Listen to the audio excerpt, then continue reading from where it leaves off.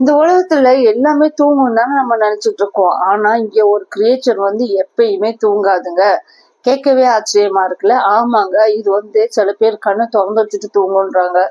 இதுக்கு ஐலிட்ஸே இல்லைன்றாங்க. இல்லது இதுக்கு தூங்கும் போது இது வந்து கண்ணை மூடவே செய்யாதுன்றாங்க. ஆனா இது தூங்கவும் செய்யுங்க. ஏன்னா இது தூங்கும் போது நம்மள மாதிரி எல்லாத்தையும் மறந்து தூங்காது, மெய் மறந்து தூங்காது.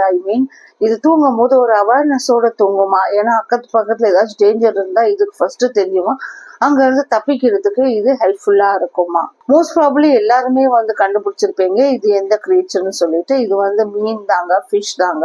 ஃபிஷ் வந்து தன்னுடைய கில்ஸ் செவில்கள் வச்சுதான் சுவாசிக்குதுன்னு நம்ம நிறைய பேருக்கு தெரியும். இந்த கண்கள் திறந்து இருக்கிறதுனால இந்த செவில்கள் நல்லாவே ஃபங்க்ஷன் ஆகிறதுக்கு ஹெல்ப் பண்ணுமா. இன்னொரு விஷயம் என்ன சொல்றாங்கன்னா, இந்த கண்களை சுத்தி, மீன்களோட கண்களை சுத்தி மசில்ஸ் இருக்குல்ல, அது வந்து ஸ்ட்ராங்கா இருக்காதான். அதனாலயே வந்து அதோட ஐலிட்ஸை வந்து அது க்ளோஸ் பண்ணி ஓபன் பண்றதுக்கு அது விடாதுன்னு சொல்றாங்க. இப்போ மீன்கள் வந்து மற்ற மீன்களோட கம்யூனிகேட் பண்ணணும்னா அது வந்து தன்னுடைய கண்களை வச்சுதாங்க யூஸ் பண்ணுமா. எனிஹவ், எல்லா இதுலயுமே ஒரு எக்ஸப்ஷனல் கேசஸ் இருக்கதான் செய்யும். மீன்கள் வந்து தன்னுடைய ஐலிட்டை க்ளோஸ் பண்ணி தூங்குமாங்க. இது எந்த மீன்கள்னா ஆழ்கடல்ல இருக்குல்ல, அந்த மீன்கள் வந்து கண்ணை மூடிட்டு தான் தூங்குமா.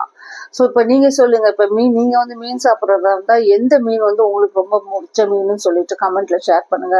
இந்த மாதிரி சின்ன சின்ன தகவலுக்கு என்னோட சேனலை சப்ஸ்கிரைப் பண்ணிக்கோங்க.